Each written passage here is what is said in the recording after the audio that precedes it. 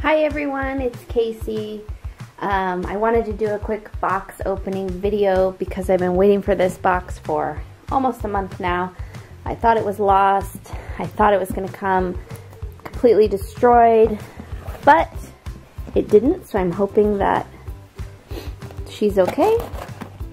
This doll was ordered from AliExpress. She's a fake Blythe.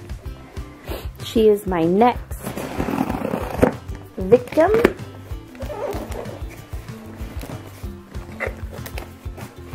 Normally, the dolls from AliExpress come within 2 weeks, so I was a little concerned when she was taking so long, but she's here, and I'm happy that she is.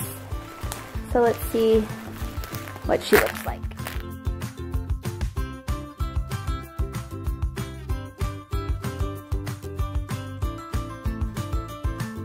So she has a much different face than I'm used to. It's like a rubber.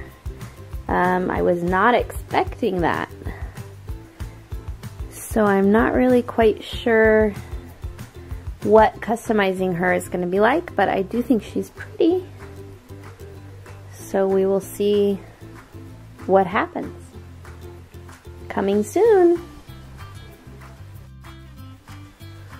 Okay, because this doll has this different rubber face, we're gonna make a video showing you the process of customizing her, because it's going to be a little different than a regular Blythe doll. So you probably can't really tell the difference just looking at her on the camera, but it has a very soft rubbery texture. So in this video I'm just going to take her apart just like I would any other doll and see if there's anything different about her.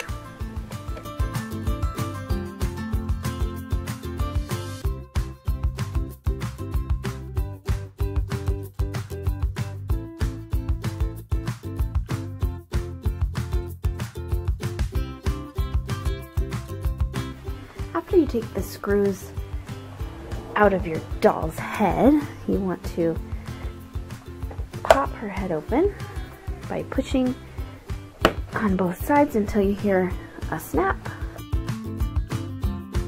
And it looks like this one's scalp is a little bit attached to the faceplate, if you can see that seam right there.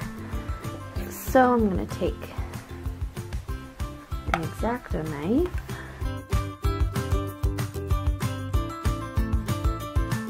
On the inside of the doll, you'll have another screw on the front. You need to stick your screwdriver down in there. Get that screw out of there.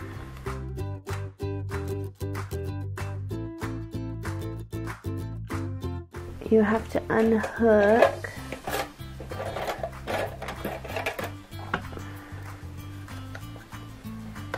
this spring.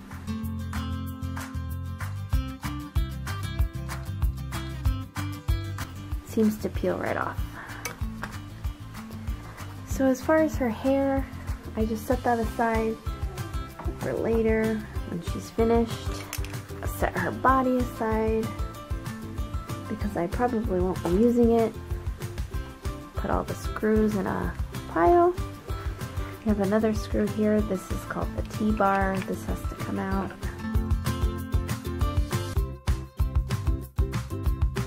Once I have all the screws and the T-bar off, I put them together in their own little container so that when I'm finished with the doll, I have them all in one place and I don't lose any of them. This little spring can come off. You don't need to save it as long as you're going to do sleep eyes on your doll. If you're not, and you are planning on leaving the eyes like they are, then you'll want to keep it. Now, probably the scariest part of customizing is getting the eye mechanism out. I've come up with my own little process for this. Stick this screwdriver in here. Takes a few tries sometimes. And I bend it until out it pops. I've gotten a lot faster at it. Now, the next part, which I really don't like doing, is getting this bar off of here. This also takes some trying and usually takes me several tries and a lot of frustration. So I use this tool to push down and wedge it under that.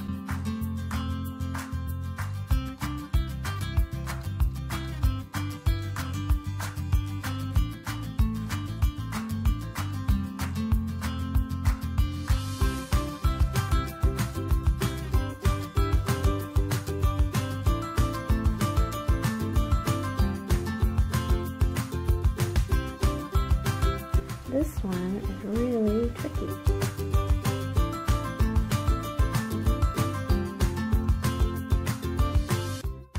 Okay, now that I finally got that off, you have to get the eyes out of here. I use the same screwdriver.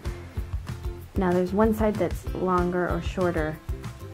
So the one that looks closer to the dot is longer, and it's easier to do the one that looks farther away. So you stick your screwdriver in there, and again, pry it off. As far as the eyelashes, sometimes they just come right out, so I always try it first before soaking them. These look like they might need to be soaked. Nope, that one came out. So the next part is going to be taking the original eyes out of the eye mechanism. So I use the glue stick method, which there's a lot of people online that can show you how to do this, so I'll just do this quickly. So you use a lighter to light the end of a glue stick, get it nice and melty, and then stick it on the eye chip and press firmly.